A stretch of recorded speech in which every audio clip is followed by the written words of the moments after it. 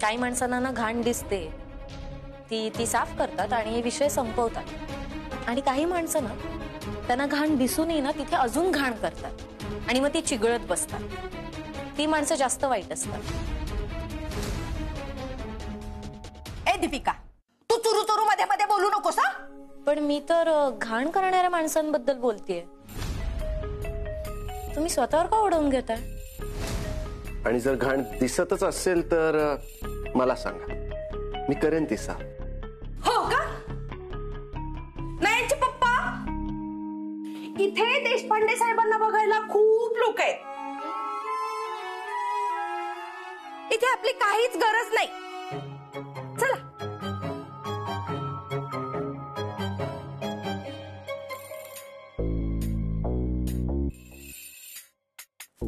Doctor कसे आहेत आता बाबा?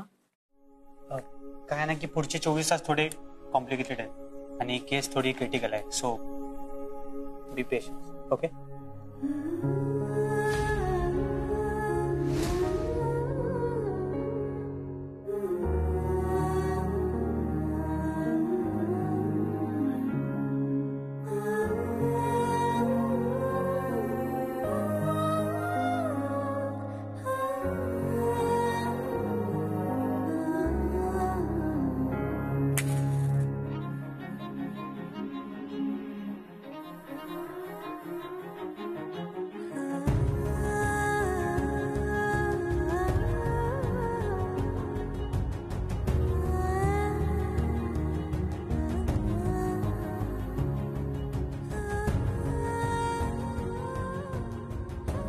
बाबा आजपर्यंत तू न मागताही भरभरून दिलंयस, पण आज पहिल्यांदा मी तुझ्याकडे काहीतरी मागायला आले. प्लीज बाबांना लवकरात लवकर बरं कर. मला बाबांना पुन्हा एकदा ठणठणीत बघायचंय. त्यांच्याकडून खूप काही शिकायचंय. प्लीज बाप्पा, बाबांना काहीही होऊ देऊ नकोस. बाप्पा, माझे बाबा माझ्या आयुष्यातून खूप लवकर गेले आणि आता देशपांडे सरांसारखी ही पितृतुल्य व्यक्ती मरणाच्या दारात उभी आहे. हवं तर माझं आयुष्य त्यांना दे, पण सरांना यातून बाहेर काढ. आई, तू नको काळजी करूस. आई बाप्पा सगळं नीट करेल. आपण आता बाबांजवळ थांबूया.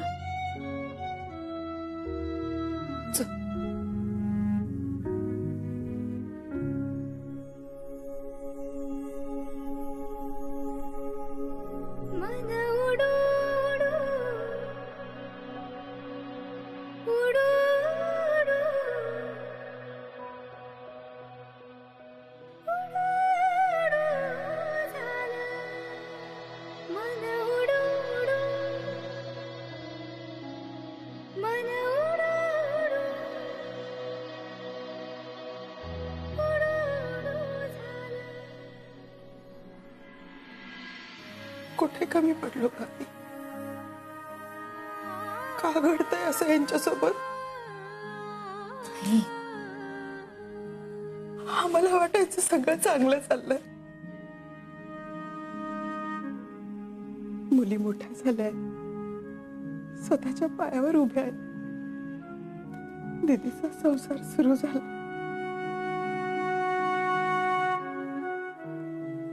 दीपू बँकेत लागलीये. आता सानूचं लग्न होईल, मग दीपूचं. आणि आम्ही आपल्या जबाबदाऱ्यातून मुक्त. पण म्हातारपणी खांद्यावरच्या जबाबदाऱ्याच्या ओझ्यातून मुक्त होण्याऐवजी नको त्या गोष्टींमुळे आमचे खांदेच तुटून पडायची वेळ आली. आई, आई प्लीज असं काही नको ना बोलू. बाबा तुम्हाला संस्कार देण्यात कुठे कमी पडले? मग का वागली का सानू अशी?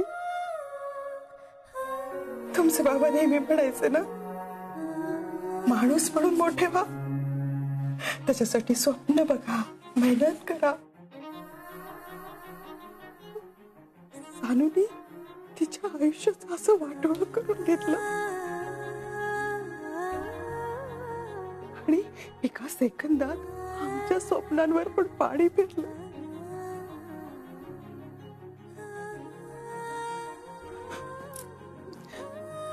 त्यांना बरं व्हावं लागेल दीपू. नंतर ना मी स्वतःला आयुष्यात कधी माफ नाही करू शकणार. आई यांना जर काही झालं ना तर मी खरं सांगते, मी आयुष्यात सानूचं कधी तोड नाही बघणार. काय तू टोकाचं बोलतीयस? दीपू, का नको बोलू मी टोकाचं? सांग ना. तुमचे बाबा इथे मृत्यूशी झुंज देत आहे आणि ही सानू त्यांना बघायला सुद्धा नाही आली. इतकी कशी निर्लज्ज होऊ शकते? आई अगं दीपू, मला सांग, एका सेकंदात मायेचे सगळे पाश तुटून जातात. आई आई तू प्लीज असं विचार नको करूस. अगं ताईचा फोन आला होता मला. ती विचारत होती मी येऊ का. मीच तिला म्हंटल की तू घरी थांब, काहीतरी स्वयंपाक करून ठेव.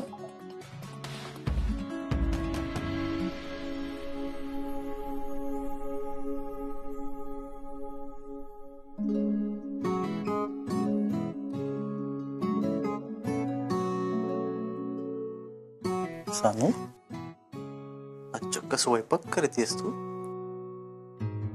कार्तिक, उगीच अंगचटीला येऊ नकोस ना. काम करू दे मला. काम? अगं काय करतेस तू? तुला नक्की जमणार स्वयंपाक?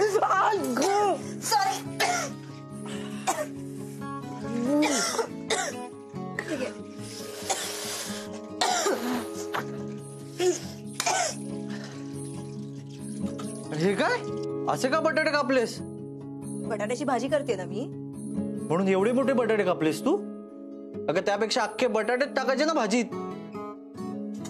कार्तिक, बटाटा मोठा कापू देत किंवा कुचकरू देत किंवा छोटा कापू देत, पोटात जाण्याशी मतलब आहे ना. लागेल.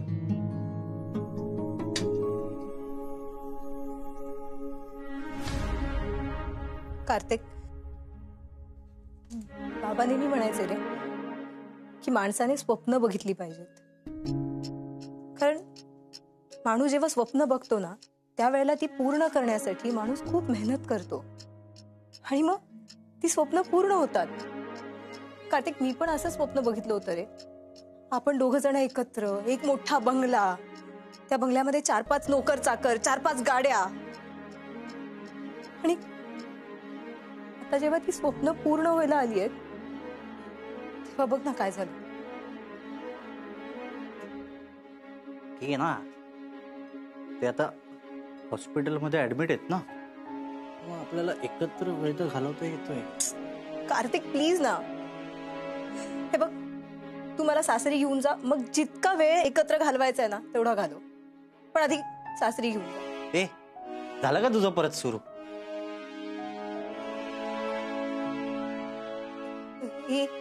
कार्तिक ऐक ना, उशीर होतोय, आपल्याला हॉस्पिटलला जायला हवं. मी नाही येणार हॉस्पिटल मध्ये. नाही येणार म्हणजे काय? हे बघ कार्तिक, तुला हॉस्पिटलमध्ये यायला हवंय. तुला आपल्या बाळाची शपथ.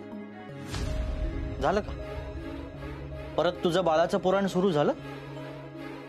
किती मला ब्लॅकमेल करते का? येतो. हे बघ, आता तुला इथून निघायला हवंय. उगीच कोणी घरी आलं ना तर आणखी प्रॉब्लेम होतो. तुला कोणी बघितलं तर प्रॉब्लेम होईल. प्लीज ना, ऐक प्लीज ना. चल ना, चल. नको कार्तिक, चल ना प्लीज. नको.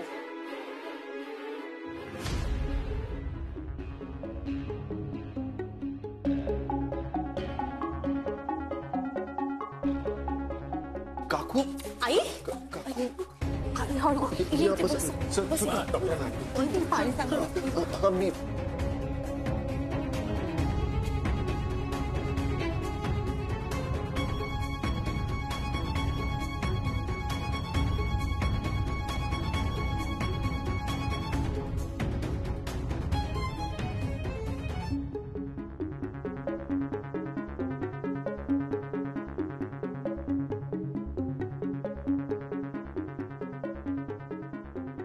त्यांचं बीपी थोडं लो झालं. मी त्यांना गोळी लिहून देतो आणि ती जेवण झाल्यानंतर घ्या आणि आराम करा. डॉक्टर, हे बरे होतील ना? मी सांगितलं ना, पुढचे काही तास खूप महत्वाचे आहेत आणि त्यांनी ट्रीटमेंटला रिस्पॉन्ड करणं खूप महत्वाचं आहे. तुम्ही सगळेजण एवढे का थांबला तिथे?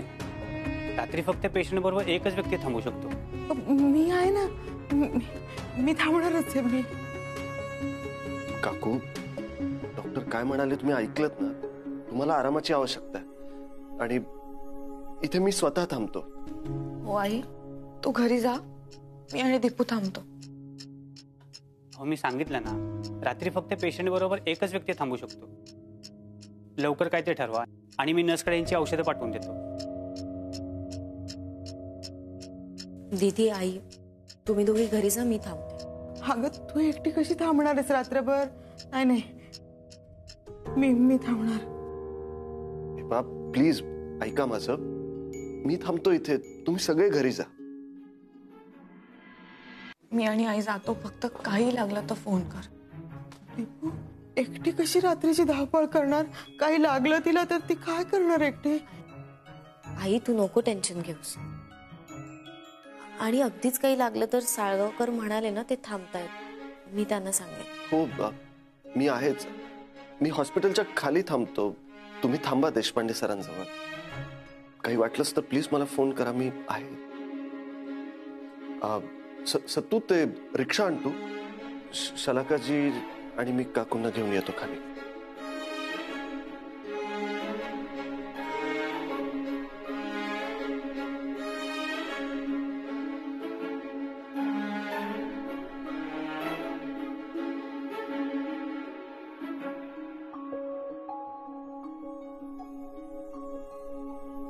दीदी, तासाला दीपूला फोन करत राहा हा. म्हणजे रात्री बेरात्री काही धावपळ झाली, तिला गरज पडली तर आपण येऊ ना वापस. हो, आणि साळगावकर म्हणालेत ना ते थांबतात म्हणून. आणि काही लागलं, काही वाटलं तर दीपू करेल फोन. हो काकू, तुम्ही घरी जाऊन नीट आराम करा आणि काळजी करू नका, मी आहे इथे. दीपू एकटी थांबणार आहे आणि सोबत साळगावकर? नाही नाही, नको, मी थांबतेच. आई, निघायचं? नाही, तसं नाही ग, पण दीपू इथे एकटीच आहे ना, म्हणून मला जरा काळजी वाटतेय. आई प्लीज, असं नको ना करूस. इथे एक तर बाबा आजारी आहेत, आता तुलाही आजारी पडायचं आहे का? तसं नाही ग, पण मला कळतंय काकू, या सगळ्यात तुमचा माझ्यावर विश्वास बसत नाहीये, मी खरंच समजू शकतो.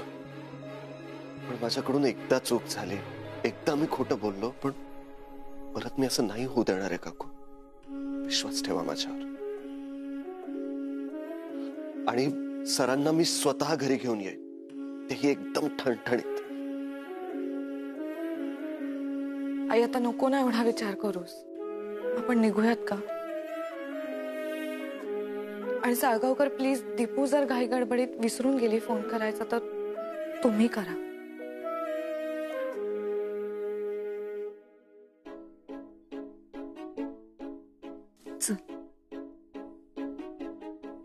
आई, निघूया.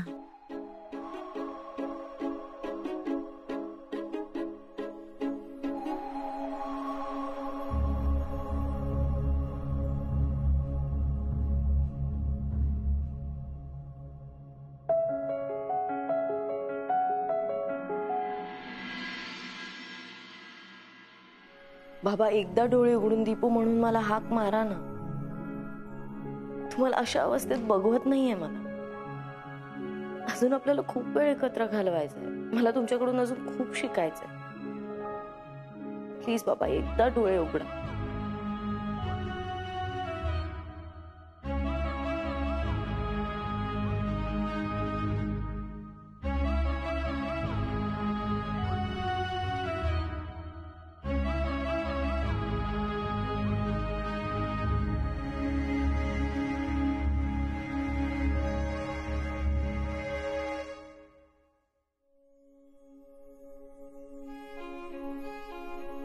डॉक्टर म्हणाले की बाबा अजूनही ट्रीटमेंटला रिस्पॉन्ड करत नाहीयेत. त्यांनी रिस्पॉन्ड करणं खूप महत्वाचं आहे. अजूनही शुद्ध आली नाहीये. मॅडम बरोबर आहे, पण आपण अजून थोडा वेळ थांबूया ना. मला खात्री आहे उद्या सकाळपर्यंत सरांना शुद्ध येणार आहे. मॅडम जग इकडचं तिकडे झालं तरी चालेल, पण सरांना मी इथून व्यवस्थित झाल्यावरच परत नेणार.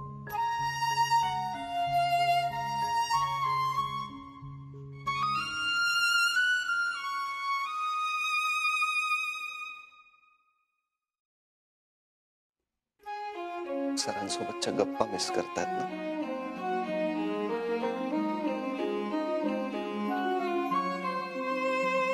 सर जर आता शुद्धीवर असते आणि तुम्हाला असं टेन्शन मध्ये त्यांनी बघितलं असतं तर ते काय म्हणाले असते सांगू? ते म्हणाले असते की दीपू बेटा असं घाबरून जायचं नाही, नाहीतर भीती आपल्या मानगुटीवर बसते आणि मग आपण अजून घाबरतो. त्यामुळे स्वतःवर विश्वास ठेवायचा.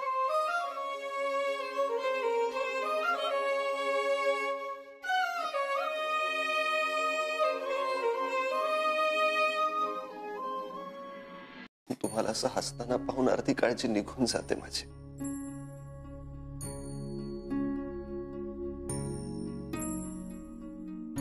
तुम्ही काही खाल्लेत का? नाही, भूक नाहीये मला. अशी कशी भूक नाहीये? हो नाही, खरंच नाहीये भूक.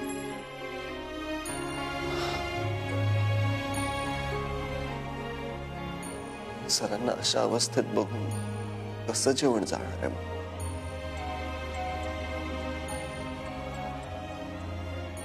पण थोडं तरी खायला हवं ना. तुम्ही इथे माझ्या मदतीसाठी थांबलायत ना. खाल्लंच नाही तुम्ही तर तुम्हाला एनर्जी कशी मिळणार मला मदत करायची? मी जा थोडंसं खाऊन घ्या.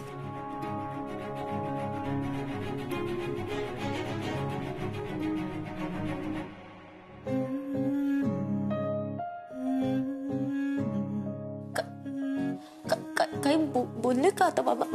काय मॅडम रिलॅक्स. नाही ते बोलले बाबा. काय काय काय काय बोलताय? काय म्हणताय? हा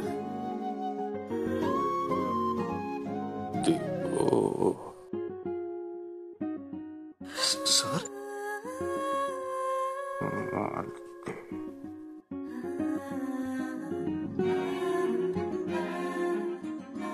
प्लीज डॉक्टरांना बोलवा. मी लगेच बाबा. हो हो हो बाबा, मी ऐकते. बोल.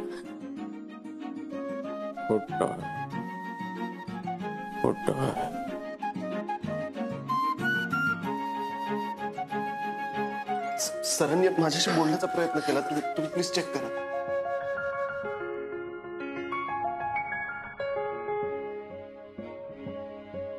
नाही, यांना अजून पूर्णपणे शुद्ध आलेलं नाहीये. पण चांगली गोष्ट ही आहे की ते आपल्या ट्रीटमेंटला चांगलं रिस्पॉन्ड करतात आणि आय थिंक ते सकाळपर्यंत पूर्ण शुद्ध होईल. Now he is out of danger.